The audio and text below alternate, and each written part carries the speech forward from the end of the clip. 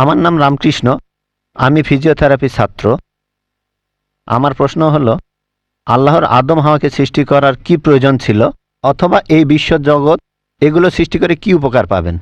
আমার দ্বিতীয় প্রশ্ন হলো, সব কিছুই কেউ সৃষ্টি করেছে, তাহলে ঈশ্বর তাকেও অবশ্যই কেউ সৃষ্টি করেছে। আল্লাহ শব্দটার অর্থ কি? ভাই 3টা প্রশ্ন করেছেন। প্রথম প্রশ্নটা, আল্লাহ কেন আদম হাওয়াকে সৃষ্টি করলেন, এই সৃষ্টি করার কারণটা কি, বিশ্বজগৎ সৃষ্টির কারণ কি? আল্লাহ সৃষ্টি করেছেন আদম আর হাওয়াকে, তারা দুজনে শান্তিতে থাকুন, যাতে করে মানুষ যাতে আসতে পারে। তারা আমাদের সবার পূর্বপুরুষ। পবিত্র কোরআনে সূরা হুজুরাতের 13 নম্বর আয়াতে উল্লেখ করা হয়েছে, ইয়া আইয়ুহান নাসু ইন্না খালাকনাকুম মিন যাকরিন ওয়া উনসা ওয়া জাআলনাকুম শুউবান ওয়া কাবাইলা লিতাআরাফু ইন্না আক্রামাকুম ইনদাল্লাহি আতকাকুম ইন্নাল্লাহা আলিমুন খাবীর। হে মানুষ জাতি, আমি তোমাদের সৃষ্টি করেছি এক পুরুষ ও এক নারী হতে, আর তোমাদের বিভক্ত করেছি বিভিন্ন জাতি আর গোত্রে, যেন তোমরা অন্যের সাথে পরিচিত হতে পারো। এই জন্য নয় যে অন্যকে ঘৃণা করবে। আর আল্লাহর কাছে অধিক মর্যাদার সম্পন্ন সেই ব্যক্তি যার আছে তাকওয়া। আল্লাহ যেটার মাধ্যমে মানুষের বিচার করেন, টাকা পয়সা নয়, গায়ের রং নয়, জাতি বা গোত্র নয়, ধর্মমত নয়, সেটা হলো তাকওয়া। সেটা হলো আল্লাহকে মানা, ন্যায়পরায়ণতা, ধার্মিকতা। তাহলে আদম আর হাওয়া আলাইহিস সালাম তারা আমাদের সবার পূর্বপুরুষ, আপনারও পূর্বপুরুষ, আমারও পূর্বপুরুষ, সব মানুষের। সেজন্য আপনাকে ভাই বলে ডেকেছি। ভাই, সব মানুষ ভাই ভাই। আল্লাহ বলেছেন, ইয়া আইয়ুহান নাস, হে মানুষ জাতি। আর পবিত্র কোরআনে সূরা ইসরার 70 নম্বর আয়াতে উল্লেখ করা হয়েছে, ওয়া লাকাদ কাররামনা বানি আদামা। আল্লাহ তাআলা মর্যাদা দিয়েছেন সব আদম সন্তানকেই। হোক আপনি জন্ম নেন ইন্ডিয়ায়, আমেরিকায়, ইংল্যান্ডে, জন্মান কোনো হিন্দু পরিবারে বা মুসলিম পরিবারে বা খ্রিস্টান পরিবারে, আল্লাহ বলেছেন তিনি সব মানুষকে মর্যাদা দিয়েছেন। মানুষে জন্মালে আল্লাহ তাকে মর্যাদা দেবেন। সে হোক আপনার নাম জাকির, আব্দুল্লাহ, রামু, শঙ্কর, মানুষে জন্মালে আল্লাহ মর্যাদা দেবেন। আপনার প্রশ্নতে আসি, কেন আল্লাহ তাআলা মানুষ সৃষ্টি করলেন? আল্লাহ মানুষ সৃষ্টি করেছেন কারণ আল্লাহ বলেছেন মানুষ হলো আল্লাহ সৃষ্টির মধ্যে সেরা। আল্লাহ তাআলা অন্য যা কিছু সৃষ্টি করেছেন তা আল্লাহকে মানে। ফেরেশতা সৃষ্টি করেছেন, আল্লাহ যে আদেশই দেন ফেরেশতাগণ সে আদেশ পালন করেন, তাদের নিজস্ব ইচ্ছা নেই। মানুষ হলো আল্লাহ তাআলার এমন এক সৃষ্টি যার নিজের ইচ্ছা আছে। আমরা তার কথা মানতেও পারি, নাও মানতে পারি। তাই আল্লাহ আমাদের সৃষ্টি করেছেন, আমরা হলাম তার সৃষ্টির সেরা, আশরাফুল মাখলুকাত। তবে আমরা আল্লাহ তাআলার কথা মানতে পারি, নাও মানতে পারি। যদি আল্লাহর আদেশ মানেন তাহলে জান্নাতে যেতে পারবেন, তাহলে বেহেশতে যাবেন, স্বর্গে যেতে পারবেন।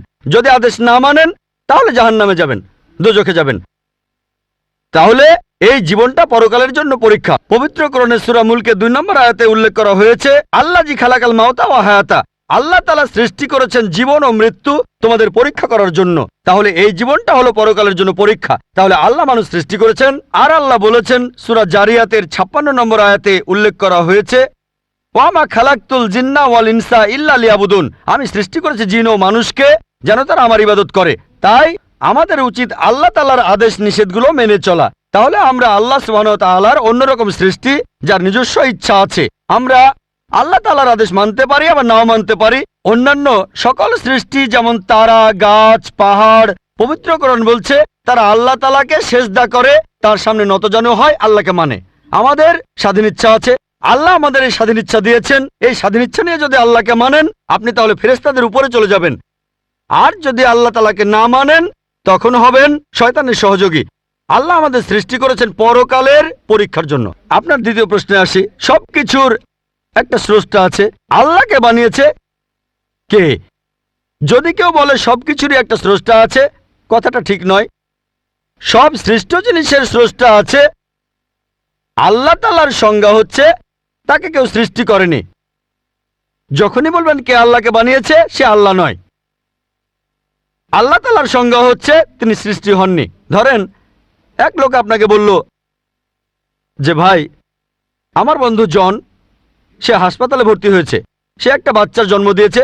বলতে পারবেন এই বাচ্চাটা ছেলে না মেয়ে? বলতে পারবেন? চেষ্টা করেন, দেখেন। পারবেন না কেন? ছেলে না মেয়ে? হ্যাঁ না। ধরেন ভাই জন, সে হাসপাতালে ভর্তি হয়েছে, সে একটা বাচ্চার জন্ম দিল। এই বাচ্চাটা ছেলে না মেয়ে? আপনি বলতে পারবেন? না না। 50% চান্স ছেলে না মেয়ে। লোকজন সবাই হাসছে কেন? বলতে পারবেন?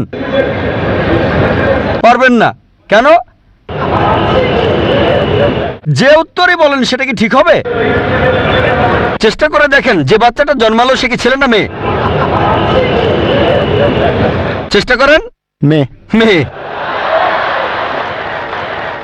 ভাই, পুরুষ লোক কি বাচ্চার জন্ম দিতে পারে? হ্যাঁ, এখানে আপনি ভুল করেছেন। একইভাবে ভুল করেছেন যখন বললেন কে আল্লাহকে বানিয়েছে। পুরুষ লোক কোনো বাচ্চার জন্ম দিতে পারে না, তাহলে তো মেয়ে বা ছেলে হওয়ার প্রশ্নই আসে না। এখন কি আপনি বুঝতে পেরেছেন? হ্যাঁ, বুঝতে পেরেছেন, এই তো ভালো। পুরুষ লোক কোনো বাচ্চার জন্ম দিতে পারে না, তাহলে তো ছেলে বা মেয়ে হওয়ার কোনো প্রশ্নই আসে না। যখন প্রশ্ন করলেন কে আল্লাহকে সৃষ্টি করেছে, আল্লাহর সংজ্ঞা হচ্ছে, ঈশ্বরের সংজ্ঞা হচ্ছে তিনি সৃষ্টি হননি। যখনই বলবেন কে আল্লাহকে বানিয়েছে, সে আল্লাহ নয়। ওয়ালাম ইয়াকুল্লাহু কুফুয়ান আহাদ, তার সমতুল্য কেউ নেই। এবারে আপনার শেষ প্রশ্নটাতে আসে, আল্লাহ কে? আল্লাহ কে?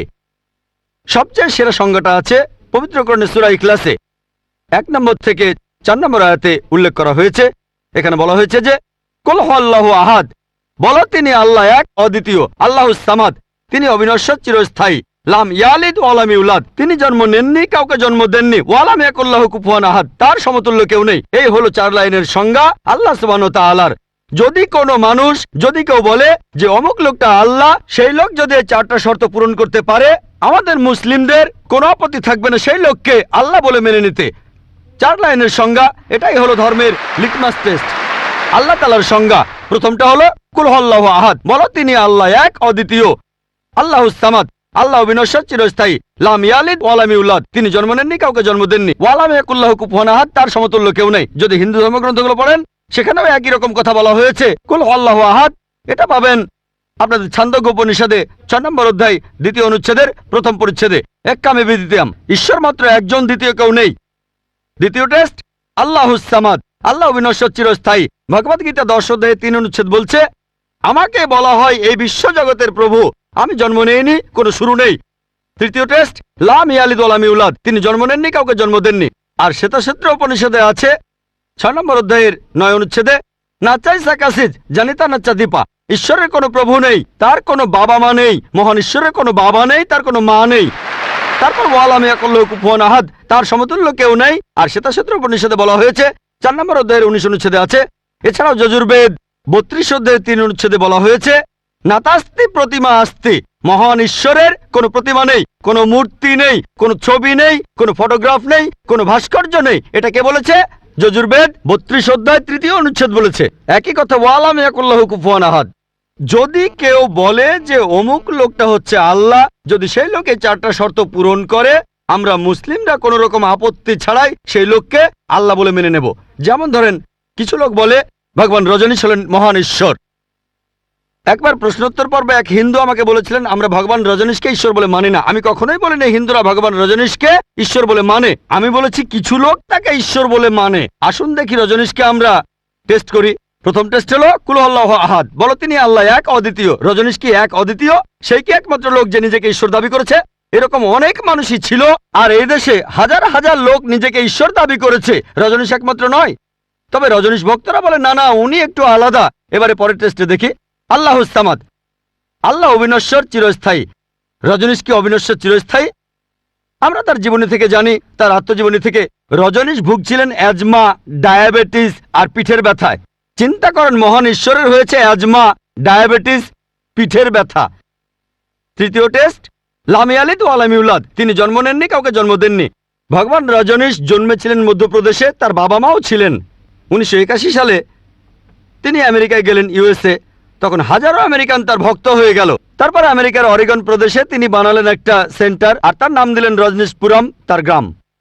পরবর্তীতে আমেরিকান সরকার তাকে অ্যারেস্ট করে কারাবন্দী করে রাখলো। রজনীশ বলতো যে আমেরিকান সরকার তাকে স্লো পয়জনিং করেছে। চিন্তা করেন, মহান ঈশ্বরকে স্লো পয়জনিং করা হয়েছে। 1985 সালে আমেরিকান সরকার তাকে বের করে দিলে সে ইন্ডিয়ায় চলে আসে।